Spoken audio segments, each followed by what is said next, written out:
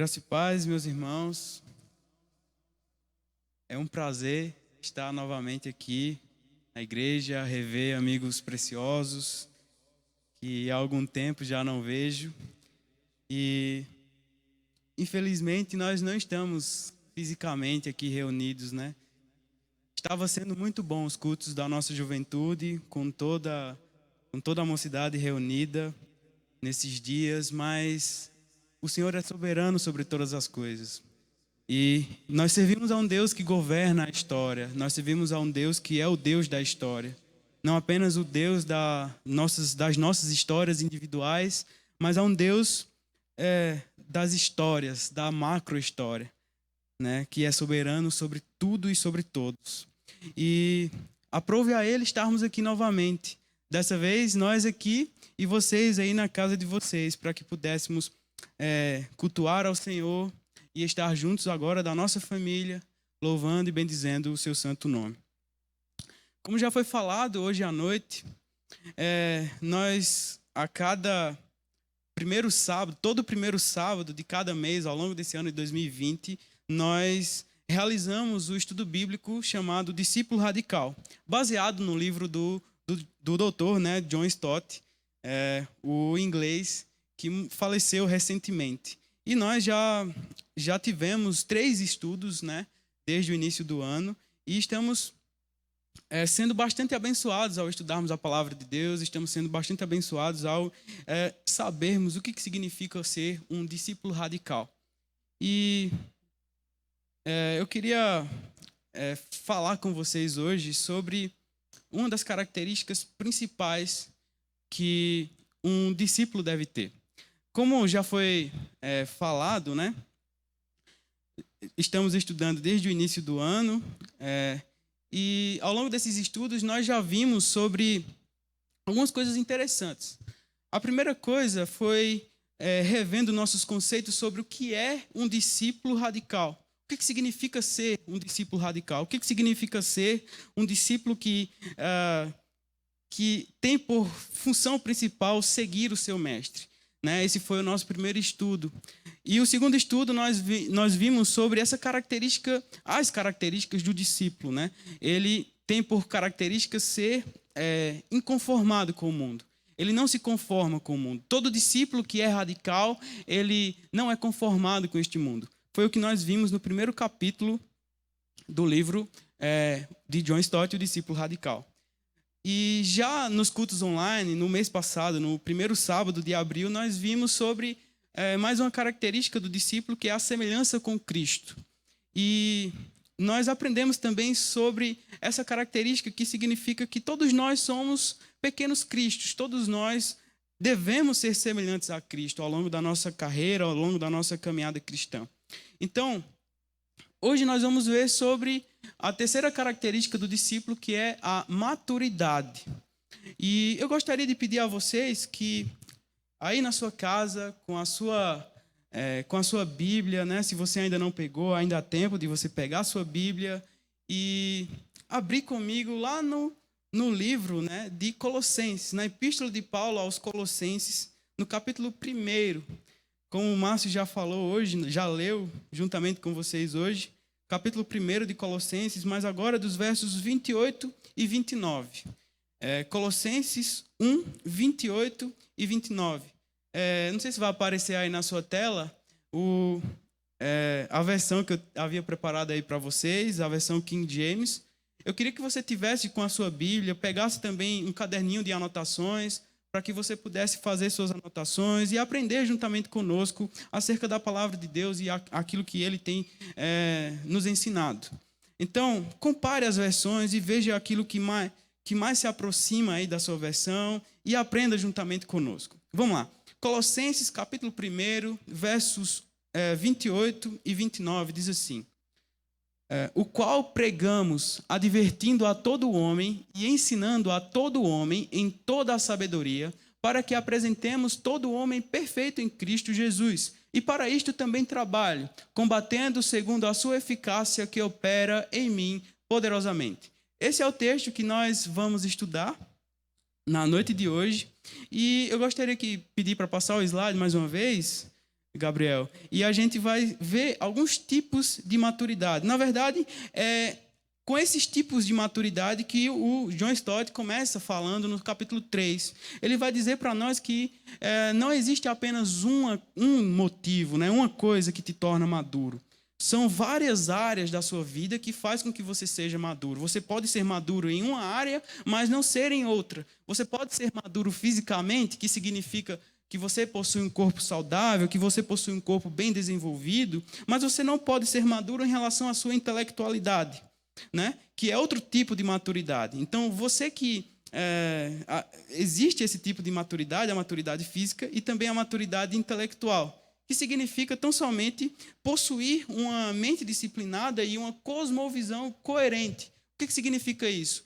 Que significa dizer que aquele que é maduro intelectualmente é aquele que consegue viver a partir das suas próprias visões de mundo. É aquele que consegue viver a partir da sua mente disciplinada em uma determinada cosmovisão. E aí as cosmovisões podem ser as mais variadas possíveis, as cosmovisões seculares ou as cosmovisões espirituais, como a cosmovisão cristã.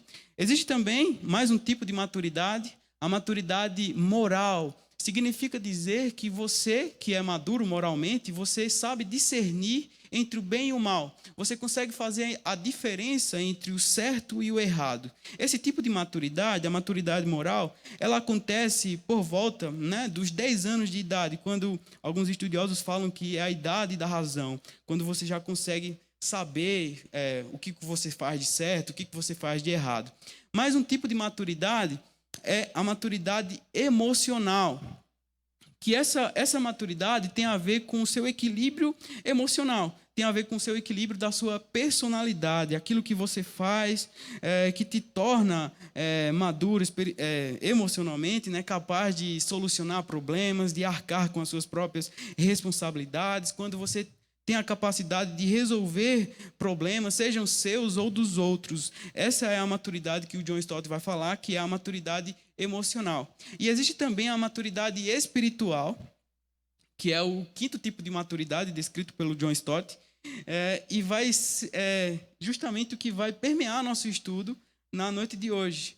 Então, é sobre esse tipo de maturidade, a maturidade espiritual, que nós vamos falar hoje. A maturidade espiritual, meus irmãos, ela vai embarcar praticamente todos esses outros tipos de maturidade. A maturidade emocional, a moral, a intelectual e, às vezes, até mesmo a maturidade física. Quando você é maduro espiritualmente, você também busca essa maturidade emocional. Você também consegue ser maduro moralmente. Você também consegue ser maduro intelectualmente. Então, eu queria pedir a Gabriel novamente que passasse aí os slides, para o próximo passo do nosso estudo, que é exatamente aquilo que o John Stott vai nos mostrar. O John Stott ele faz 3 perguntas, baseado no texto de Colossenses, capítulo 1, versos 28 e 29, que nós acabamos de ler. Essas perguntas, meus irmãos, elas se referem tão somente ao fato de que o autor ele vai ler o texto e ele vai perguntar ao texto. Ele vai atrás de saber o que é que o texto está falando com ele. Isso para nós, como primeiro ensinamento, traz como o fato de que nós precisamos aprender a ler melhor a nossa Escritura, a Palavra de Deus. Precisamos aprender a fazer com que essa Escritura ganhe vida que ela já tem, mas em nosso coração ao buscarmos o verdadeiro entendimento nela, ao buscarmos uma verdadeira reflexão nela. Não é apenas lermos um versículo por dia, não é apenas ler um versículo e fechar a Bíblia, ler um capítulo e fechar a Bíblia, mas converse com o texto. Leia o texto, pergunte ao texto o que é que ele diz para você. Se possível, vá para outros textos, vá para o contexto anterior, não leia apenas o versículo que você escolheu para ler, mas leia os versículos anteriores, leia os versículos posteriores também, para que você possa entender aquilo que o texto está dizendo. E aí você não caia em contradições, não caia em erros, e assim não tenha a sua espiritualidade bem fortalecida pela palavra. Mas um dos aspectos principais da nossa meditação deve ser refletir profundamente, cavar um pouco mais fundo na palavra de Deus. E é isso que o John Stott faz, e é isso que ele nos propõe a fazer também. Voltando às 3 perguntas, Gabriel, eu queria que você colocasse aí novamente o slide. E essas perguntas que o John Stott faz, baseado nos 2 versos que nós lemos, são: o que é maturidade cristã? Como os cristãos eles se tornam maduros? E para quem é o chamado à maturidade? Novamente aqui, vamos falar sobre maturidade espiritual. E relacionado à primeira pergunta que o John Stott faz, é: o que é maturidade cristã? E eu queria convidar você novamente a voltar os olhos para a sua Bíblia aí na sua casa e ler comigo, não apenas agora na tela do seu computador, enfim, do seu smartphone, mas na sua palavra, na sua Bíblia aí.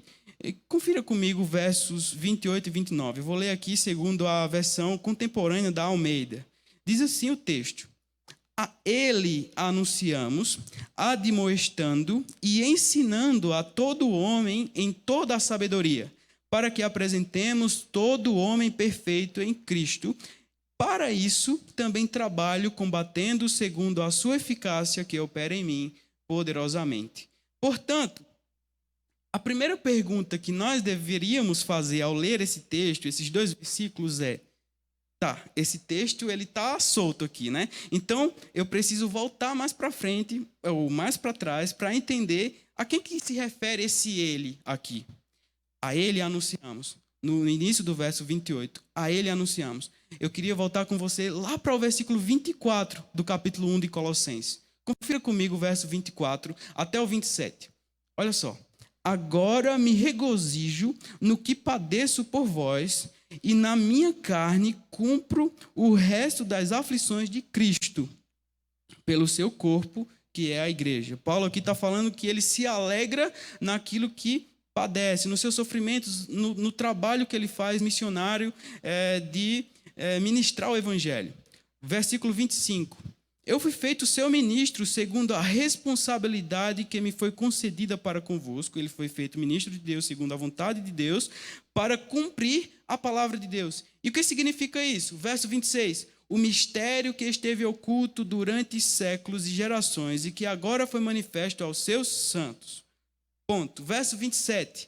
A eles, aos santos, Paulo está falando dos santos, Deus quis fazer conhecer quais são as riquezas da glória deste mistério entre os gentios, que é Cristo em vós, a esperança da glória.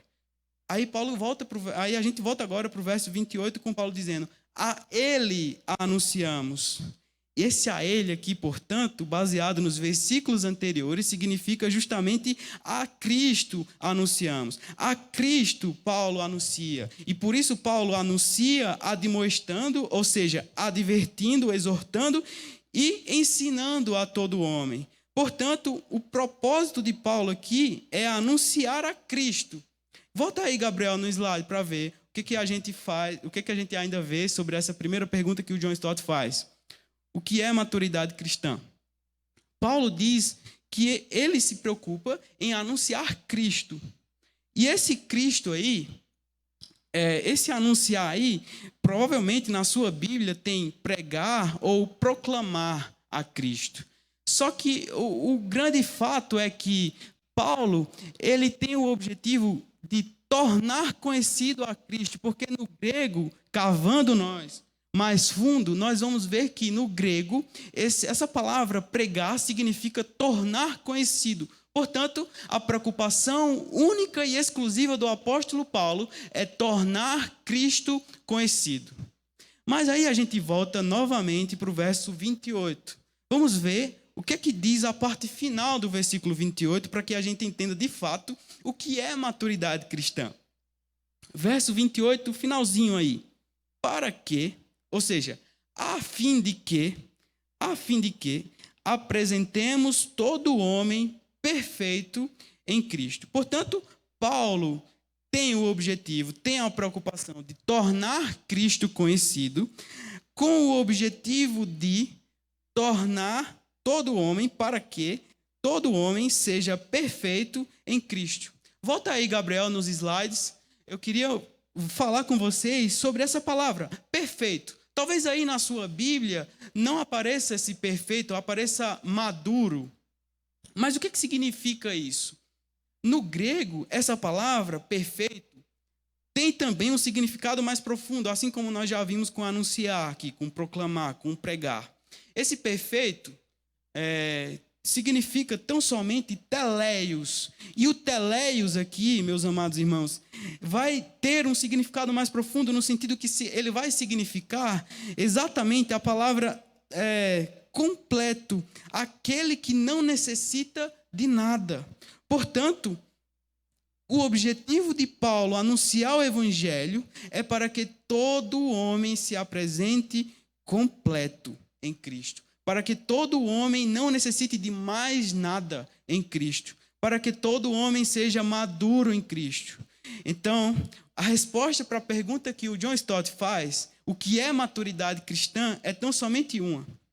Ser maduro, portanto, é dizer que o cristão não necessita de mais nada, o cristão não necessita de absolutamente nada.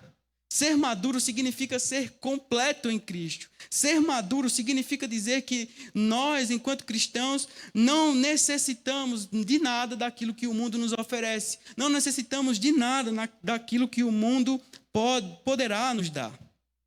Então, sobre isso, na página 36, o John Stott vai dizer o seguinte: ser maduro é ter um relacionamento maduro, ter um relacionamento completo com Cristo, no qual o adoramos, confiamos nele, o amamos e lhe obedecemos. Portanto, ser completo em Cristo significa dizer que o obedeceremos continuamente. Ser completo em Cristo, ser maduro em Cristo, significa dizer que o amamos continuamente. Ser completo em Cristo significa dizer que confiaremos nele, porque não precisamos de nada mais. Ser completo significa também que adoraremos tão somente a Cristo e nada mais e ninguém mais. Isso é o significado de maturidade cristã. Queria pedir a Gabriel que novamente passasse aí o slide, para a gente ver a segunda pergunta a respeito da maturidade cristã que a gente observa com o John Stott. A segunda pergunta que é: como que os cristãos se tornam maduros? Essa é uma pergunta interessante, porque, mais uma vez, o próprio texto é quem vai nos responder. Por quê? Porque, como a gente já viu, o que Paulo propõe no verso 28 é anunciar a Cristo, é tornar Cristo conhecido. Se Paulo propõe isso, portanto, a maturidade depende tão somente daquilo que Cristo vai fazer em nossas vidas. Então, a maturidade, tornar-se maduro, é tão somente fazer com que o evangelho seja conhecido. Nós, cristãos, só podemos nos tornar maduros, só podemos ser perfeitos exatamente quando Cristo for conhecido por nós. A maturidade depende, meus irmãos, não de nós. A maturidade depende de quem nós conhecemos. E a pergunta é: quem você conhece? A pergunta é: qual Cristo você conhece? Qual Cristo você tem conhecido? Se a gente perceber novamente no verso 28, Paulo se propõe a fazer com que o evangelho seja anunciado. Paulo se propõe em pregar tão somente a Cristo e este crucificado. E por isso Paulo diz que esses que ouvem o evangelho, esses que conhecem o evangelho, esses que conhecem a Cristo se tornam perfeitos. Esses que conhecem o evangelho se tornam completos. Esses que conhecem o evangelho não necessitam de mais nada, porque eles já conheceram tudo o que eles necessitavam. E esse conhecer aqui é tão somente conhecer a Cristo. Mas qual o Cristo que você tem conhecido? Qual o Cristo que você tem visto no mundo? O mundo te propõe inúmeros Cristos. O mundo fala para você sobre vários Cristos.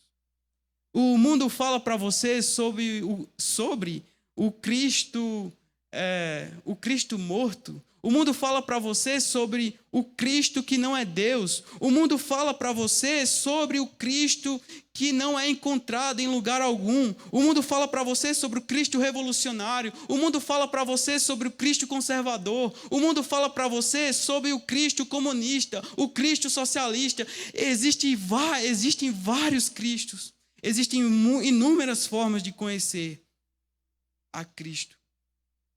Mas ao único e verdadeiro Cristo só existe uma forma. O único e verdadeiro Cristo, o Cristo autêntico. É isso que o John Stott fala, o Cristo autêntico, o Cristo genuíno, o Cristo supremo, só é possível conhecer quando você conhece o Evangelho. E nos nossos dias, o local onde nós conhecemos o Evangelho é apenas a palavra de Deus.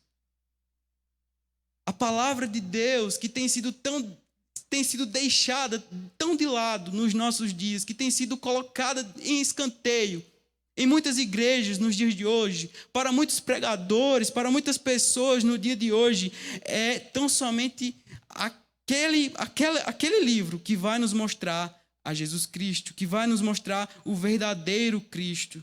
Não é o Cristo das ideologias, não é o Cristo dos pensamentos vagos, das filosofias vãs, não é o Cristo exatamente daquilo que nós achamos, que nós produzimos em nosso entendimento. O mundo tem conhecido exatamente esse Cristo. O mundo tem conhecido o Cristo liberal, o mundo tem conhecido o Cristo da prosperidade, o mundo tem conhecido o Cristo da barganha. Mas o que nós vemos na palavra, o que nós observamos na palavra de Deus não é esse tipo de Cristo. O que nós observamos na palavra de Deus é o Cristo que se fez carne. É o Cristo que se humilhou.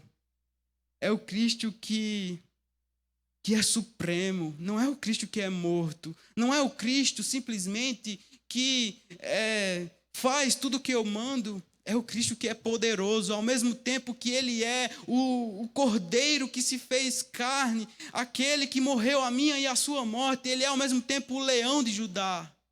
Esse é o Cristo que é anunciado pela palavra. É este o Cristo que Paulo anuncia. É este o Cristo que Paulo torna conhecido. E é este o Cristo que nós observamos na palavra de Deus. É sobre este Cristo que está anunciado lá em Gênesis 3,15. É sobre este Cristo que representava o sacrifício de Isaac lá em Gênesis 22. É sobre este Cristo que foi anunciado pelos profetas, que foi anunciado por Isaías. É sobre este Cristo que vinha lá de Belém, que foi anunciado pelos profetas menores. É sobre este Cristo que se revelou na plenitude dos tempos, nos evangelhos. É sobre este Cristo que foi anunciado pelos apóstolos no livro dos Atos. É sobre este Cristo que permeia toda a teologia de Paulo.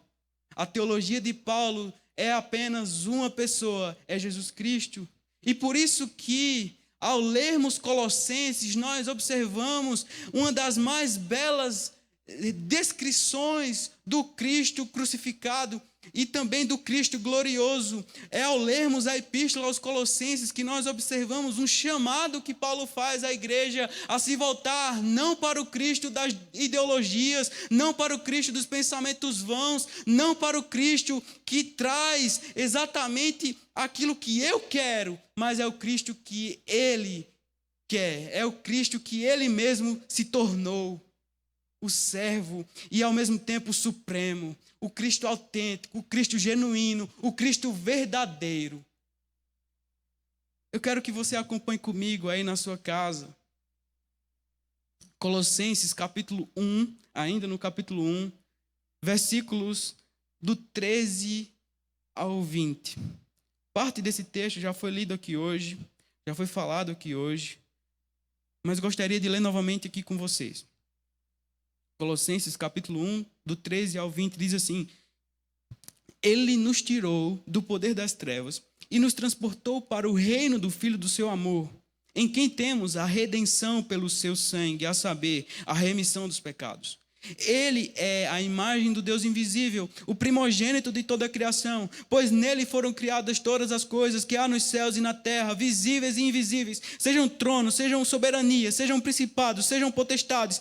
Tudo foi criado por ele e para ele. Ele é antes de todas as coisas e todas as coisas subsistem por ele. Ele é a cabeça do corpo, a igreja é o princípio, o primogênito dentre os mortos, para que em tudo tenha a preeminência, pois foi do agrado do Pai que toda a plenitude nele habitasse. E que, havendo por ele feito paz pelo sangue da sua cruz, por meio dele, reconciliasse consigo todas as coisas, tanto as que estão na terra como as que estão nos céus. Portanto, meus irmãos, Paulo se propõe a anunciar não um Cristo falso, não um Jesus insignificante. Paulo se propõe a anunciar um Cristo genuíno, um Cristo supremo, um Cristo que é superior à criação, um Cristo exatamente que não foi criado, que não foi gerado, um Cristo que era e que estava com Deus desde o princípio, como diz João, um Cristo que na verdade se tornou humano para nos tirar do poder das trevas através do seu sangue, um Cristo que nos redimiu, que nos tirou do pecado, do lamaçal do pecado, um Cristo que é superior à criação, um Cristo que enalteceu sua pessoa e obra, porque simplesmente ele foi a imagem, ele é a imagem do Deus invisível, ele é o primogênito sobre toda a criação, um Cristo que por causa do seu sangue nós obtivemos a verdadeira paz. Então, por que conhecer um Cristo insignificante? Por que conhecer um Cristo falso? Por que tentar ser completo com um Cristo que nunca vai te completar? Porque nem esse mesmo Cristo é completo. O Cristo que o mundo tem mostrado, o Cristo que o mundo tem tornado conhecido, o Cristo que o mundo tem anunciado, é exatamente um Cristo falso, um Cristo que absorve os seus sofrimentos, mas na verdade não faz nada por você, não passa de um ídolo no coração. E exatamente o resultado disso são coisas como escantear a palavra de Deus, escantear a eficácia e a inerrância da palavra de Deus, porque as pessoas não querem mais ouvir sobre o Cristo genuíno. Porque o mundo, na verdade, nunca quis ouvir, nunca quis conhecer e nem quis tornar conhecido o verdadeiro Cristo. Nem quis tornar conhecido, nunca quis tornar conhecido o Cristo da palavra. Portanto, é esse Cristo que torna o cristão completo. É esse Cristo que torna o cristão maduro. É esse Cristo que torna o cristão perfeito. Veja, Mateus capítulo 5, Sermão do Monte, Jesus vai nos falar exatamente sobre isso. Ele vai nos falar sobre que nós devemos ser perfeitos como perfeito é o nosso Pai. E a palavra perfeito é a mesma utilizada por Paulo aqui nesse texto. Teleios, sede completos. Sede maduros como é o vosso Pai, como o Pai é completo. O Deus a quem nós servimos, o Deus do cristianismo, o Deus da palavra, Ele é completo em si mesmo. Portanto, se servimos a esse Deus, se conhecemos a esse Deus, certamente nós seremos completos, nós não necessitaremos de mais nada, nós temos tudo o que nós precisamos para viver, inclusive em tempos de pandemia, em tempos de calamidade, nós precisamos ser maduros em tempos de calamidade, nós precisamos disso, sabe por quê? Porque nós temos aquele que é completo, que é Jesus Cristo. Nós não precisamos de mais nada se temos a Cristo. Mas aí eu queria pedir para novamente passar aí o slide, para a gente ver a terceira pergunta que o John Stott nos propõe, fazendo perguntas mais uma vez a esse texto dos versos 28 e 29 de Colossenses. Volta aí mais um pouquinho. Isso. Para quem é o chamado à maturidade? Perceba na sua própria Bíblia, aí na sua casa, que você viu uma repetição. Novamente, vamos ler. A ele anunciamos, admoestando e ensinando a todo homem em toda a sabedoria, para que apresentemos todo homem perfeito em Cristo. Pelo menos 3 vezes a palavra todo se repete aqui. E Paulo, ao repetir essa palavra, ele tinha uma coisa em mente. Ele tinha exatamente o que os estudiosos, os historiadores chamam de os hereges de Colossos. Esses hereges se caracterizavam por falar sobre um tipo de maturidade, um tipo de teleios, que era muito diferente daquilo que Epáfras, que foi o discípulo de Paulo que pregou para Colossenses, isso a gente vai ver lá no capítulo 1, no verso 7, que foi Epáfras que ensinou sobre o evangelho para o povo de Colossenses. Então, esses gnósticos, esses hereges, eles falavam acerca de uma maturidade em termos elitizados. Só eles eram maduros.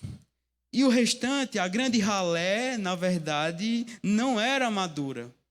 Mas eles eram maduros porque eles cumpriam determinados rudimentos, determinadas filosofias, até atingir esse conhecimento especial, essa maturidade, ou exatamente essa completude, entre aspas, porque, na verdade, não era completude. E quando Paulo diz isso, diz que todo homem, toda sabedoria, todo homem perfeito, Paulo está falando exatamente sobre isso, que não deve existir exatamente divisão em relação à maturidade. Todos devem buscar a maturidade. Mas o que era que estava acontecendo? No contexto histórico, é necessário com que a gente passe agora a se aprofundar exatamente nisso, no contexto histórico, a gente vai ver o que era que estava acontecendo na igreja de Colossenses. O que era que acontecia para que esse povo pudesse falar sobre um tipo de maturidade em degraus? Você necessitava cumprir tal rito, depois tal rito e depois tal rito, para que você pudesse, de fato, ser maduro, ser completo. Novamente, entre aspas. Veja comigo o capítulo 2, versos 16 e 17. Paulo vai atacar justamente esse primeiro rito dos colossenses, esse primeiro rito dessa elite que se dizia madura e que falava para o restante dos cristãos de lá perseguirem essa maturidade. A primeira coisa que Paulo vai falar é sobre o legalismo. Veja no verso 16 e 17. Portanto, ninguém vos julgue pelo comer ou pelo beber, ou por causa dos dias de festa ou de lua nova ou de sábados. Essas são sombras das coisas futuras. A realidade, porém, encontra-se em Cristo. O que estava acontecendo era que um dos degraus em direção à maturidade dos hereges de Colossos fazia parte o legalismo. E o legalismo era tão somente você voltar a determinadas práticas feitas pelos judeus da época, que inclusive era um dos grandes influenciadores desse tipo de pensamento, né, do gnosticismo aí, embrionário, digamos assim. Então, esses colossenses, esses cristãos aí da elite, estavam dizendo que era necessário você voltar a praticar determinados ensinamentos, determinadas leis cerimoniais que os judeus praticavam. Só que Paulo está dizendo que por causa de Cristo, essas coisas eram apenas sombras e Cristo na cruz aniquilou. Não existia mais a necessidade de você ser legalista. Não existia mais a necessidade de você passar por esses ritos, por esses rituais, para que você chegasse exatamente à maturidade. Então, era o primeiro ponto aqui que Paulo fala, sobre o legalismo. Paulo vai de encontro ao legalismo. Segunda coisa, verso 18, olha o que é que diz, o que é que Paulo afronta aqui, o sincretismo religioso. Verso 18 do capítulo 2 de Colossenses. Ninguém vos prive do prêmio, alegando humildade ou culto aos anjos, baseando-se em visões, enfatuando sem motivo algum na sua mente carnal. Portanto, aqui, o que era que estava acontecendo? Além do legalismo, eles estavam empregando um sincretismo religioso baseado no culto aos anjos. Por quê? Porque eles diziam, olha, somente Deus, ele é perfeito. Mas os anjos, eles são criaturas, eles são seres criados. Assim, com uma certa ênfase de humildade, vamos adorar aos anjos, porque não conseguiríamos adorar a Deus. Adorem aos anjos como humildade. Deus vai ver que vocês são humildes, então adore aos anjos, antes de vocês adorarem a Deus. Paulo diz, não é assim. Agora o véu foi rasgado. Não existe mais a possibilidade de você adorar a outras coisas para você chegar a Deus. Não existe mais a possibilidade de que você seja completo se você fizer e cumprir determinadas coisas, juntar religiões, juntar formas de adorações. Na verdade, isso são ídolos em seus corações. Não façam isso. Paulo ataca o sincretismo religioso de Colossenses. Mas nos versos 20 e 21, nós vamos ter outro tipo de coisa que Paulo vai falar aqui. Paulo vai atacar agora o ascetismo. Olha só, verso 20 e 21. Se estáis mortos com Cristo quanto aos rudimentos do mundo, por que vos sujeitais ainda a ordenanças, como se vivesses no mundo, como não toques, não proves, não manuseis? Paulo aqui está falando sobre esse tipo de prática, de dizer não. É proibido fazer muitas coisas. É proibido não tocar, é proibido não provar, é proibido não manusear, para que você não seja maduro, para que você não atinja a maturidade. Quer dizer, para que você seja maduro, é necessário que você não faça tais coisas. Mas, novamente, Cristo aboliu tudo isso. Não é mais necessário cumprir coisas para que possamos ser salvos. Não é mais necessário que possamos fazer cumprir determinados pensamentos, determinadas ideias para que chegamos à salvação, para que cheguemos, na verdade, à completude, sejamos perfeitos. Não é necessário nada disso. Na verdade, olha o que é necessário, olha o que acontece para aquele que deposita sua confiança completamente em Cristo. Ele vai instantaneamente perceber tais coisas. Versos 14 e 15 do capítulo 2 de Colossenses. Diz assim o texto: havendo riscado o escrito de dívida, ou seja, existia um registro com todas as nossas dívidas, com todas as nossas transgressões, todos os nossos pecados. Mas aí, ele, Cristo, havendo riscado o escrito de dívida, os registros dos nossos pecados, que havia contra nós nas suas ordenanças, o qual nos era contrário, tirou-o do meio de nós, cravando-o na cruz. E tendo despojado os principados e as potestades, os expôs publicamente ao desprezo e triunfou sobre eles na cruz. A ideia aqui é de que Cristo tornou público o pagamento da dívida. A ideia é que Cristo, ao morrer na cruz, para que tivéssemos o perdão dos nossos pecados, Cristo exatamente mostrou para todos os poderes, os principados e potestades, quem havia vencido. E isso tornou possível não vivermos mais segundo os rudimentos do mundo, não vivermos mais segundo os mandamentos do mundo, segundo as ideias, as filosofias do mundo. Agora temos um dono, vivemos para Cristo, e é o Cristo genuíno, é o Cristo verdadeiro. Portanto, o chamado à maturidade se direciona para todo aquele que crê no Evangelho genuíno, para todo aquele que se arrepende em relação aos seus pecados, em relação a tudo aquilo que ele cometeu na sua vida de transgressor, e agora viver uma novidade de vida, de perfeição, de completude, de maturidade. O Evangelho, portanto, é seguir a este mestre, é ser discípulo deste mestre, e é ser perfeito como ele é. O Evangelho não se enquadra em fazer coisas, em pensar coisas, em proporcionar coisas, em proibir coisas ou simplesmente cumprir ritos. Esse não é o Evangelho. O Evangelho não é o Evangelho que vai te dar coisas. O Evangelho é Cristo e este crucificado. O Evangelho é tão somente quando entendemos quem Ele é e quem nós somos. O Evangelho se resume à pessoa de Cristo e o que Ele fez por nós. E não o Cristo insignificante, não o Cristo fraco, Não o Cristo que te propõe coisas, não o Cristo da barganha, não o Cristo das revoluções, não o Cristo das ideologias, da direita, da esquerda, do centro. Não é este o Evangelho. O Evangelho se trata do Cristo autêntico. O Evangelho se trata do Cristo supremo, daquele que foi morto, mas que ressuscitou, daquele que veio à terra como um cordeiro imaculado, sem manchas, mas que ressuscitou como um leão, que ressuscitou e agora está à direita do Pai, gozando de toda a autoridade, porque toda a autoridade foi dada a Ele. Então,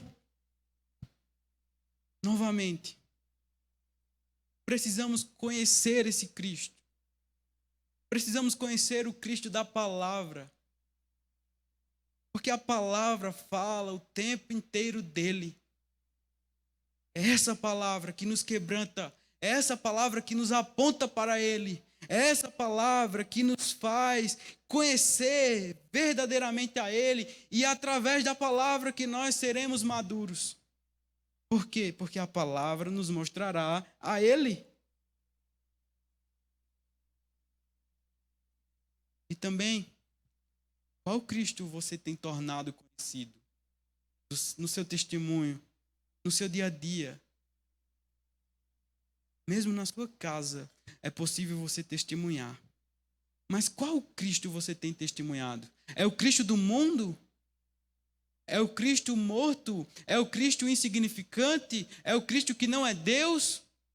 Ou é o Cristo supremo? Ou é o Cristo da palavra? Ou é o Cristo exposto por Paulo em Colossenses? Portanto, o nosso chamado à maturidade tão somente é um chamado para conhecer ao Cristo da palavra. O chamado à maturidade é tão somente um chamado para que sejamos conhecedores de quem nós somos. Não é aquele que vai te colocar no palco. O chamado à maturidade é saber que ele sempre esteve no palco e que você sempre esteve de joelhos. O chamado à maturidade te humilha. O chamado à maturidade faz com que você saiba quem você é e quem Deus é. O chamado à maturidade, portanto, não é sobre você. É sobre aquele que te torna completo. Aquele que faz com que você não necessite de mais nada. E você é chamado a testemunhar sobre este que te completou. O mundo não vai te completar. O mundo não vai trazer completude. O mundo não vai trazer satisfação. O mundo não vai trazer alegria plena. O mundo não vai trazer vitória verdadeira sobre o pecado e sobre o mal. É apenas Cristo. Somente Cristo. Somente Cristo. Não se trata das suas forças, não se trata da sua vontade, dos seus pensamentos, da forma de viver. Mas tão somente interessa e se trata de Cristo. Somente Cristo. Somente Cristo. Portanto, para finalizar, eu queria que vocês botassem aí o último slide. Algumas coisas para que pudéssemos refletir. Primeiro, todo discípulo radical deve ter como característica a maturidade. Todo discípulo radical deve ser plenamente maduro, deve ser plenamente completo, plenamente satisfeito em Cristo. Segundo, ser discípulo, bota aí, por favor. Ser discípulo, ser maduro, na verdade, é ser completo por meio do Cristo autêntico. Não se trata do Cristo insignificante, não se trata do Cristo fraco, é do Cristo autêntico, o Cristo da palavra. E por fim, seremos completos quando nos arrependermos e buscarmos unicamente ao verdadeiro Senhor das nossas vidas. Sobre isso ainda, o John Stott, na página 38, ele vai dizer o seguinte: afastemos de nós o Jesus insignificante, fraco, pigmeu. Afastemos de nós o Jesus palhaço e popstar. Afastemos também o Messias político e revolucionário. Eles são caricaturas. Se é assim que o enxergamos, não surpreende a persistência de nossa imaturidade. Talvez no seu bairro, na sua rua, exista mais de uma igreja. Existem 2, 3 igrejas, 4 igrejas na mesma rua, no mesmo bairro.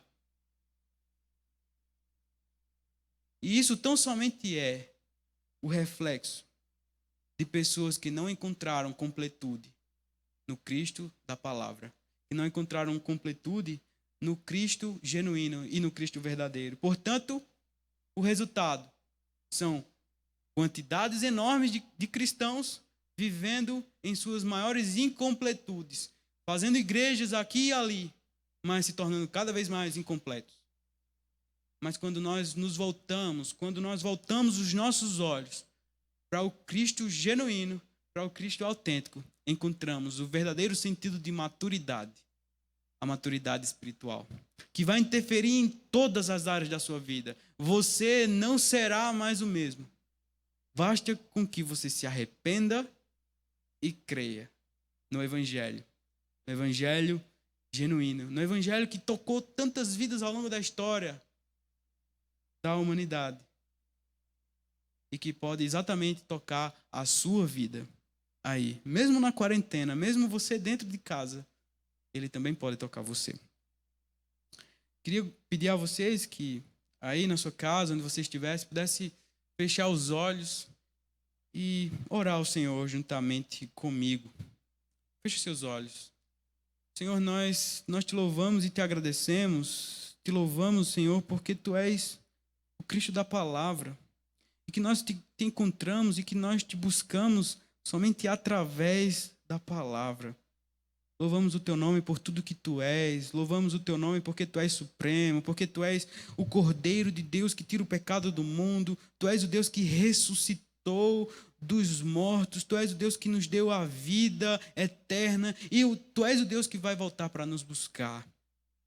Senhor, torna-nos humildes, torna-nos humilhados diante desse tão grande poder do Teu Evangelho.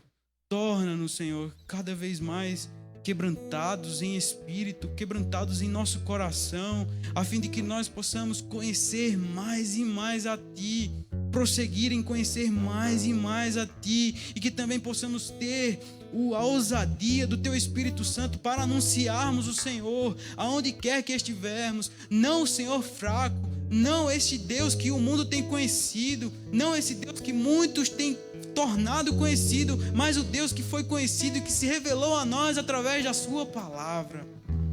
Em nome de Jesus, Senhor, nos quebranta, nos faz voltar o nosso coração para Ti, unicamente para Ti.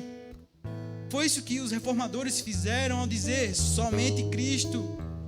Foi isso que missionários, pregadores fizeram ao longo da história, onde eles pregavam somente o Senhor, onde eles viviam somente para o Senhor, onde nada mais interessava, porque eles eram plenamente completos.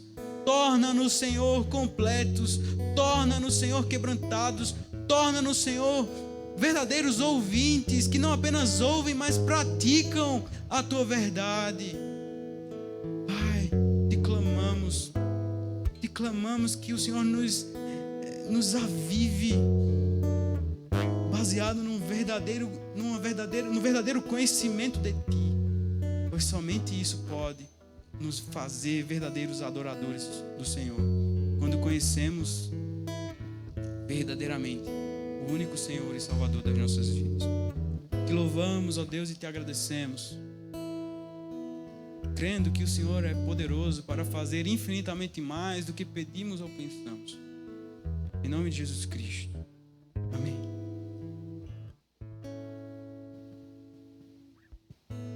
Amém. Quanto amor.